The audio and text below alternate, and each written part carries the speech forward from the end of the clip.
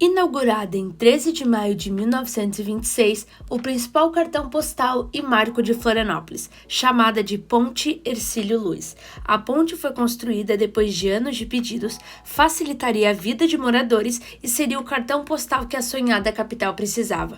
Mas como a construção da ponte influenciou na transferência do antigo cemitério?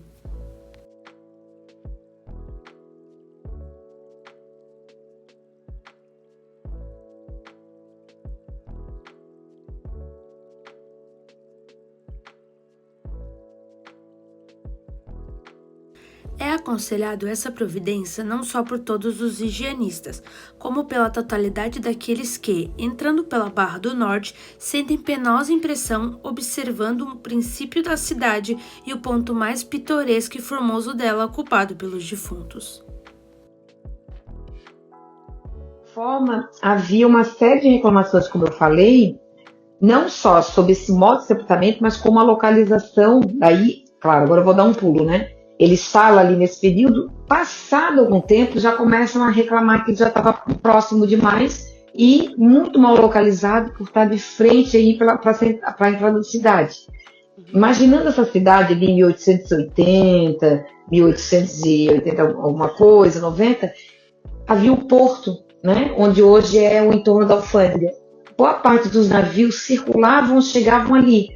Esse morro que abrigava o cemitério era muito mais alto, então ele chamava muita atenção. Então tinha lá assim, os visitantes chegando ao porto da cidade de Disseu, se deparam com aquele monte de cruz brancas, né, uma triste memória dos mortos ali sepultados. Então já havia aí uma relativa, antes da sua transferência na década de 20, né, então já um descompasso, né, ao mesmo.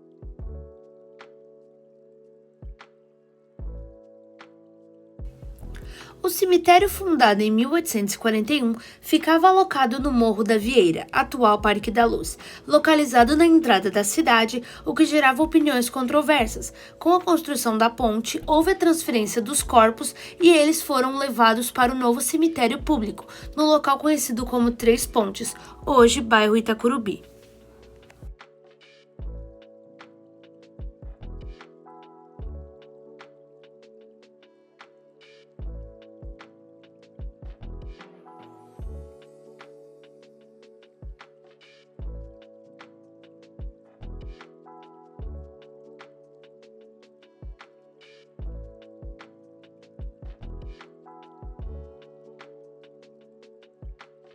Isso é uma decisão a posteriori, né? Aquele terreno fica muito tempo ali, de alguma forma, meio que sem uma função social urbana muito definida, recebe circos, alguns eventos, até que depois uma associação se movimenta e cria ali o parque, né? Que hoje é conhecido como Parque da Luz, e luta muito bravamente para que ele seja esse espaço verde na cidade.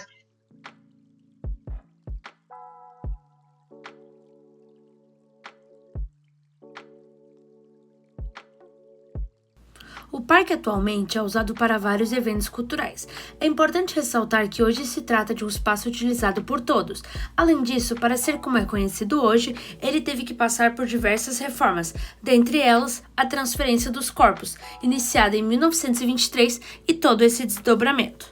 Que era como retirar um cemitério daquele porte, né? Mais de 30 mil sepultados, eu calculei mais ou menos para aquele período, como convocar as famílias a fazer parte dessa transferência, então era sempre por editagem em jornais, né? Que era o que se tinha naquele momento.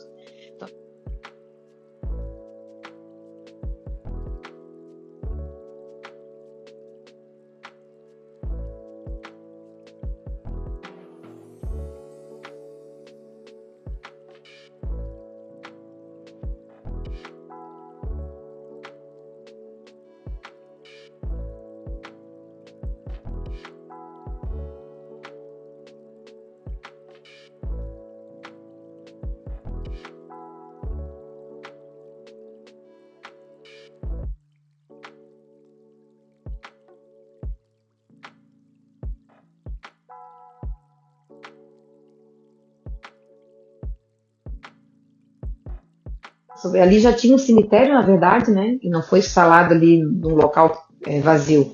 Ali tinha um cemitério que atendia ali a região, tá? E aí o que eles fizeram foi fazer toda uma remodelação desse cemitério para ele virar um cemitério público.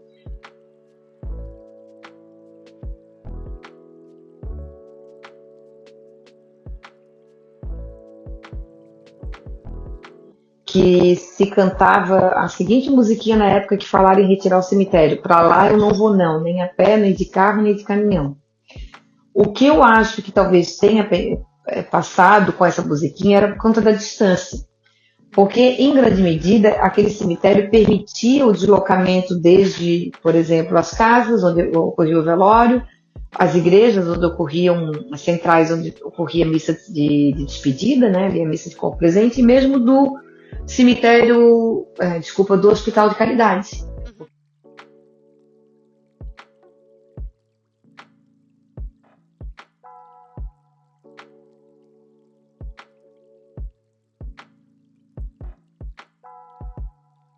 Público. Porque o que acontece, esse cemitério, o São Francisco de Assis, o antigo Três Pontes, né, que o pessoal chama Itacrubi, ele foi pensado pelo, se não me engano, Nilson Passos, como um cemitério aos moldes dos cemitérios europeus. Totalmente planejado, com alamedas, espaço calculado, organizado para os sepultamentos. Ele não tinha nada da aparência que ele tem hoje, dessa ocupação extrema, né? Tu conseguia circular pelo cemitério, né?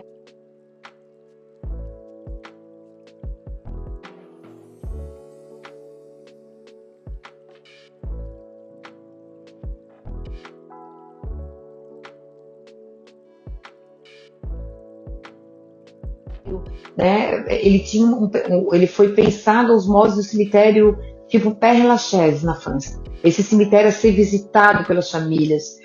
Cemitério que ocupa geralmente áreas mais planas, não altios, onde você acaba colocando as unidades funerárias, às vezes, de uma certa dificuldade de visita. Era um cemitério para a família, onde as famílias iriam construir os seus jazigos familiares, iam ter esse espaço de visitação e memória.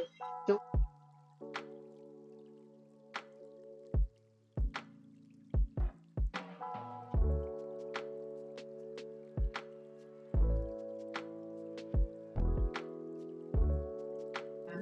mínima, né, para algumas pessoas, ou numa escala maior.